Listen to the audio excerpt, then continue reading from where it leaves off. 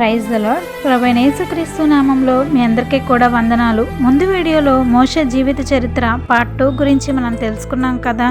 ఎర్ర సముద్రం అద్భుతంగా చీలిపోయిన తర్వాత ఇశ్రాయేలీలు ఆనందంతో నిండిపోయారు. తమ కళ్ళ ముందే దేవుడు చేసిన గొప్ప కార్యాన్ని చూసి సంతోషించారు. ఎన్నో సంవత్సరాల బానిసత్వం ముగిసింది. ఫరో సైన్యం నాశనమైంది. ఇప్పుడు తమ కష్టాలన్నీ ముగిసిపోయాయని వారు భావించారు. కానీ వారి ప్రయాణం ఇప్పుడే ప్రారంభమైంది.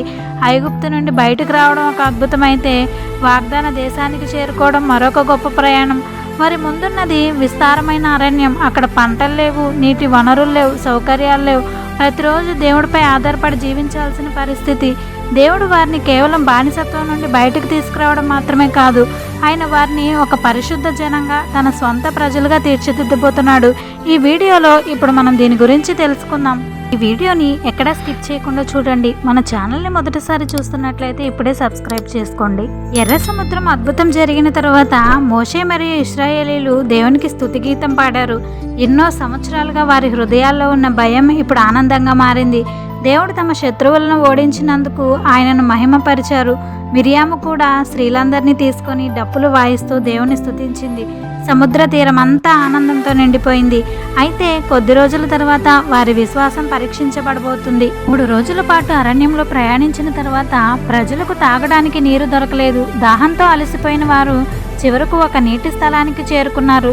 కానీ ఆ నీరు చేదుగా ఉంది. దాన్ని తాగడం అసాధ్యం. ప్రజలు వెంటనే ఫిర్యాదు చేయడం ప్రారంభించారు. ఇప్పుడు మేము ఏం తాగాలి అని మోషేపై కోప్పడ్డారు. మోషే దేవునికి ప్రార్థించాడు. అప్పుడు దేవుడు ఒక చెట్టును చూపించాడు. మోషే ఆ చెట్టును నీటిలో వేయగానే నీరంతా తీయగా మారింది. దేవుడు వారికి ఒక పాఠం నేర్పించాడు. సమస్య వచ్చిన ప్రతిసారి ఫిర్యాదు చేయడం కాదు, ప్రార్థించడం నేర్చుకోవాలి. ఎర్ర సముద్రం దాటిన తర్వాత కొన్ని వారాలు గడిచాయి. ఐగుప్తు నుండి తీసుకొచ్చిన ఆహారం క్రమంగా అయిపోవడం ప్రారంభమైంది. లక్షలాది మంది ప్రజలు, చిన్నపిల్లలు, వృద్ధులు అందరూ అరణ్యంలో ప్రయాణిస్తున్నారు. చుట్టూ చూసిన ఇసుక తప్ప మరేం కనిపించదు. పొలాలు లేవు, మార్కెట్లు లేవు, పంటలు లేవు. రోజు రోజుకి ఆకలి పెరుగుతుంది. అప్పుడు ప్రజలు మళ్ళీ మోషే అహరోనుపై ఫిర్యాదు చేయడం ప్రారంభించారు. మేము ఐగుప్తులో ఉన్నప్పుడు కనీసం కడుపు నిండా తినేవాళ్ళం. ఇప్పుడు అరణ్యంలో ఆకలితో చావడానికి మమ్మల్ని తీసుకొచ్చారా అని అన్నారు. వారు దేవుడు చేసిన అద్భుతాలను త్వరగా మర్చిపోయారు. కానీ దేవుడు వారి బలహీనతను అర్థం చేసుకున్నాడు. ఆ రాత్రి ఆయన ఒక వాగ్దానం చేశాడు. మరుసటి ఉదయం శిబిరం చుట్టూ మంచులాగా తెల్లగా కనిపించే ఒక పదార్థం నేల మీద పరుచుకొనుంది. ప్రజల ఆశ్చర్యంతో ఇది ఏమిటి అని అడిగారు. మోషే, ఇది యెహోవా మీకు ఆహారంగా ఇచ్చిన రొట్టె అని చెప్పాడు. ప్రతి కుటుంబం తమకు అవసరమైనంత మాత్రమే సేకరించాలి. దేవుడు వారికి ఒక గొప్ప పాఠం నేర్పుతున్నాడు. రేపటి గురించి భయపడకుండా ప్రతిరోజు దేవునిపై ఆధారపడాలని బోధిస్తున్నాడు. 40 సంవత్సరాల పాటు అదే మన్నా వారి ఆహారంగా మారింది. ప్రతిరోజు ఉదయం భూమిపై కనిపించే ఆ మన్నా దేవుని విశ్వసనీయతకు గుర్తుగా నిలిచిపోయింది. అరణ్యంలో ప్రయాణిస్తున్న ఇశ్రాయేలీలకు ఆకలి పెరుగుతూ ఉంది. వారు మోషే మరియు అహరోనుపై ఫిర్యాదు చేస్తూ ఐగుప్తులో ఉన్న రోజుల గురించి మాట్లాడుకున్నారు. దేవుడు వారి మాటలు విన్నాడు. ఆయన కేవలం వారి అవసరాన్ని తీర్చడమే కాదు, తన ప్రేమను కూడా చూపించాలని నిర్ణయించుకున్నాడు. అందుకే మోషేతో మాట్లాడుతూ, సాయంత్రం మీరు మాంసం తింటారు, ఉదయం రొట్టెతో తృప్తి పొందుతారు. అప్పుడు నేనే మీ దేవుణ్ణైన యెహోవానని తెలుసుకుంటారు అని చెప్పాడు. ఆ సాయంత్రం అద్భుతం జరిగింది. వేలాది పిట్టలు శిబిరం చుట్టూ వచ్చి దిగాయి. ప్రజలు ఆశ్చర్యపోయారు. అరణ్యంలో ఎక్కడ ఆహారం కనిపించిన సమయంలో దేవుడు వారికి మాంసాన్ని సమకూర్చాడు. వారు తమకు కావాల్సినంత సేకరించి తిన్నారు. మరుసటి ఉదయం మన్నా కూడా లభించింది.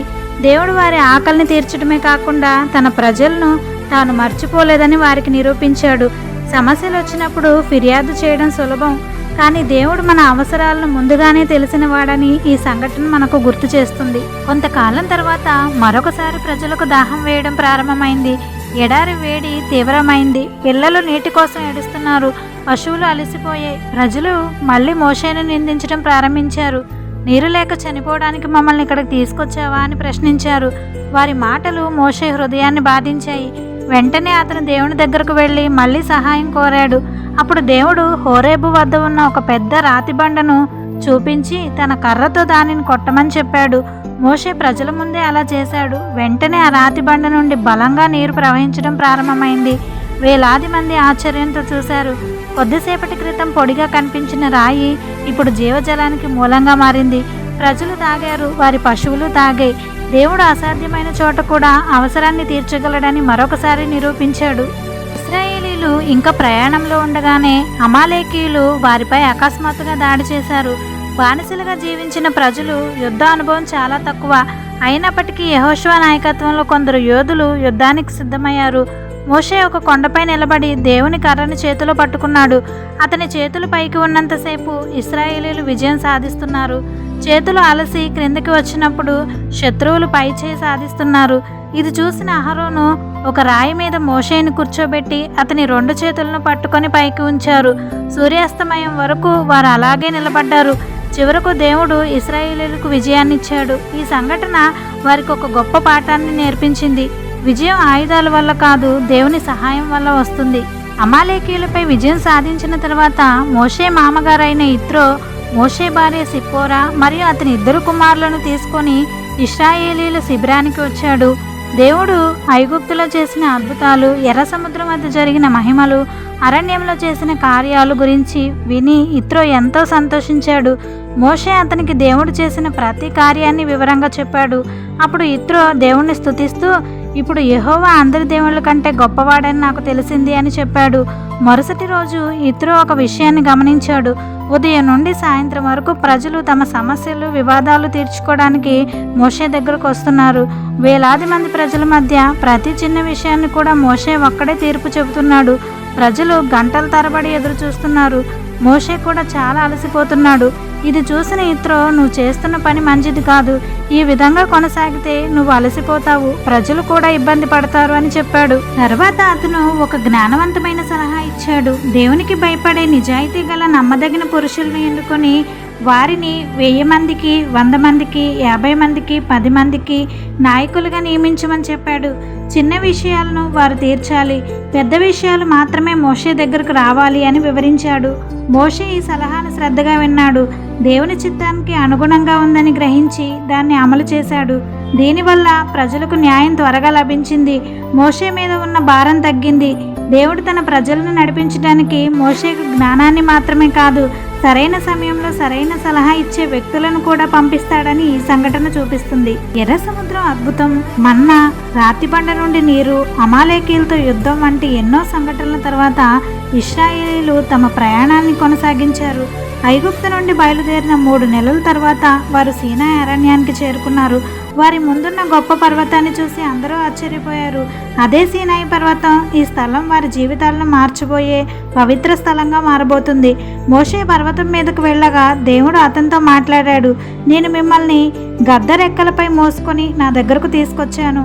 మీరు నా మాట విని నా నిబంధనను గైకొంటే సమస్త జనముల్లో మీరు నా ప్రత్యేక ప్రజలవుతారు అని చెప్పాడు. ఈ మాటలు విన్న మోషే వెంటనే శిబిరానికి తిరిగి వచ్చి దేవుని సందేశాన్ని ప్రజలకు తెలియజేశాడు. ప్రజలందరూ ఒకే మనసుతో స్పందించారు. యెహోవా చెప్పినవన్నీ మేము చేస్తామని సమాధానమిచ్చారు. వారు దేవుని ప్రజలుగా జీవించడానికి సిద్ధమయ్యారు. అప్పుడు దేవుడు ప్రజలను 3 రోజుల పాటు సిద్ధపడమని ఆజ్ఞాపించాడు. వారు తమ వస్త్రాలను శుభ్రపరచుకోవాలి, తమ హృదయాలను కూడా దేవుని ముందు సిద్ధం చేసుకోవాలి. ఎందుకంటే 3వ రోజు దేవుడు వారి మధ్యకు దిగివచ్చి తమ మహిమను చూపబోతున్నాడు. దేవుడు పర్వతం చుట్టూ హద్దులు పెట్టమని కూడా చెప్పాడు. ఎవరు ఆ హద్దులను దాటి పర్వతాన్ని దగ్గరకు వెళ్ళకూడదు. ఎందుకంటే దేవుడు పరిశుద్ధుడు, ఆయన సన్నిధిని నిర్లక్ష్యంగా చూడకూడదు. ప్రజలందరూ ఆజ్ఞలను గౌరవించి ఎదురు చూశారు. శిబిరంలో ఒక ప్రత్యేకమైన ఉత్సాహం, భయభక్తులు కనిపించాయి. 3 రోజుల తర్వాత ఏం జరగబోతుందనే ఆసక్తి అందరిలో ఉంది. ఆ 3 రోజులు ఇశ్రాయేలీలకు సాధారణ రోజులు కావు. దేవుడు వారిని బానిసల నుండి తన సొంత ప్రజలుగా మార్చడానికి సిద్ధం చేస్తున్న రోజులు. వారి జీవితంలో ఒక కొత్త అధ్యాయం ప్రారంభం కాబోతుంది. చివరకు 3వ రోజు వచ్చింది. తెల్లవారుజామునే అద్భుతమైన సంఘటనలు ప్రారంభమయ్యాయి. ఆకాశంలో భారీ ఉరుములు వినిపించాయి, మెరుపులు మెరుస్తున్నాయి. దట్టమైన నల్లని మేఘం సీనాయి పర్వతాన్ని కప్పివేసింది.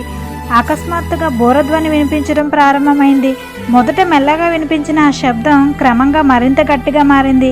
శిబిరంలో ఉన్న ప్రజలందరూ భయంతో వణికిపోయారు. మోషే వారిని పర్వతం అడుగు భాగానికి తీసుకొచ్చాడు. వారు దేవుని మహిమను చూడడానికి నిలబడ్డారు. ఆ సమయంలో సీనాయి పర్వతం అంతా పొగతో నిండిపోయింది. దేవుడు అగ్నిలో దిగివచ్చాడు. ఆ పొగ ఒక పెద్ద కొలిమి నుండి లేచినట్లు కనిపించింది. పర్వతం మొత్తం కంపించింది. భూమి కూడా వణుకుతున్నట్లు అనిపించింది. ప్రజలు ఈ దృశ్యాన్ని చూసి ఆశ్చర్యపోయారు. ఐగుప్తులో ఎన్నో దేవుళ్ళ గురించి విన్నారు, కానీ ఇలాంటి మహిమగల దేవుణ్ణి ఎన్నడూ చూడలేదు. ఎర్ర సముద్రాన్ని చీల్చిన దేవుడు ఇప్పుడు తమ కళ్ళ ముందే తన మహిమను చూపిస్తున్నాడు. వారి హృదయాల్లో భయం, గౌరవం, ఆశ్చర్యం కలగలిపి ఉన్నాయి. బూరధ్వని మరింత గట్టిగా వినిపించింది. మోషే దేవునితో మాట్లాడగా దేవుడు అతనికి సమాధానమిచ్చాడు. దేవుని స్వరం వినిపించినప్పుడు ప్రజలు మరింత భయపడ్డారు. దేవుడు మోషేను పర్వతం పైకి పిలిచాడు. మోషే విధేయతతో పైకి వెళ్ళాడు. అక్కడ దేవుడు ప్రజలు తన పరిశుద్ధతను గౌరవించాలని మరొకసారి హెచ్చరించాడు. ఈ సంఘటన ఇశ్రాయేలీయుల జీవితంలో మర్చిపోలేని క్షణం. వారు కేవలం దేవుని అద్భుతాలను మాత్రమే చూడలేదు, దేవుని మహిమను కూడా అనుభవించారు. బానిసలుగా ఉన్న ప్రజలు ఇప్పుడు సర్వశక్తిమంతుడైన దేవుని సన్నిధిలో నిలబడ్డారు. దేవుడు వారిని తన ప్రజలుగా అంగీకరించాడు. దేవుడు మోషే ద్వారా 10 ఆజ్ఞలు ఇచ్చాడు. ఈ ఆజ్ఞలు కేవలం నియమాలు మాత్రమే కాదు, దేవునితో మరియు ఇతరులతో ఎలా జీవించాలో బోధించే దైవిక మార్గదర్శకాలు. దేవుణ్ణి మాత్రమే ఆరాధించాలి, విగ్రహాలను చేయకూడదు, తల్లిదండ్రులు గౌరవించాలి, హత్య చేయకూడదు, వ్యభిచారం చేయకూడదు, దొంగతనం చేయకూడదు, అబద్ధం చెప్పకూడదు, ఇతరుల వస్తువులను ఆశించకూడదు. ఈ ఆజ్ఞల ద్వారా దేవుడు తన ప్రజలను పరిశుద్ధమైన జీవితానికి పిలిచాడు. ప్రజలు దేవుని స్వరం విని భయపడ్డారు. దేవుని మహిమ ముందు తమ బలహీనతను గుర్తించారు. దేవుని మాటలన్నీ విన్న తర్వాత ప్రజలు ఒకే స్వరంతో యెహోవా చెప్పినవన్నీ మేము చేస్తాము అని సమాధానమిచ్చారు. ఆ రోజు దేవుడు వారితో నిబంధన చేసుకున్నాడు. ఇక వారు కేవలం ఐగుప్తు నుండి వచ్చిన ప్రజలు మాత్రమే కాదు, దేవుని సొంత ప్రజలుగా మారారు. దేవుడు వారితో ఉంటారని వాగ్దానం చేశాడు. వారు దేవునికి విధేయులుగా ఉండాలని అంగీకరించాడు. నా ప్రియ సహోదరులారా, అరణ్య ప్రయాణం కేవలం ఒక ప్రాంతం నుండి మరొక ప్రాంతానికి వెళ్ళే ప్రయాణం కాదు, అది విశ్వాసాన్ని నేర్చుకునే ప్రయాణం. ఆకలి వచ్చినప్పుడు దేవుడు మన్నా ఇచ్చాడు. దాహం వచ్చినప్పుడు రాతి బండ నుండి నీరిచ్చాడు. శత్రువులు దాడి చేసినప్పుడు విజయాన్ని ఇచ్చాడు. భయం వచ్చినప్పుడు తన సన్నిధిని చూపించాడు. మార్గం తెలియనప్పుడు తన వాక్యాన్ని ఇచ్చాడు. మన జీవితాల్లో కూడా ఎన్నో అరణ్యాలుంటాయి. కొన్నిసార్లు సమస్యలు మన చుట్టూ ఉన్న ఇసుకలా కనిపిస్తాయి. రేపేమవుతుందో తెలియక భయపడుతూ ఉంటాం. కానీ మన్నా ఇచ్చిన దేవుడు ఈరోజు కూడా జీవిస్తున్నాడు. రాతి బండ నుండి నీరు తెచ్చిన దేవుడు ఈరోజు కూడా అద్భుతాలు చేయగలడు.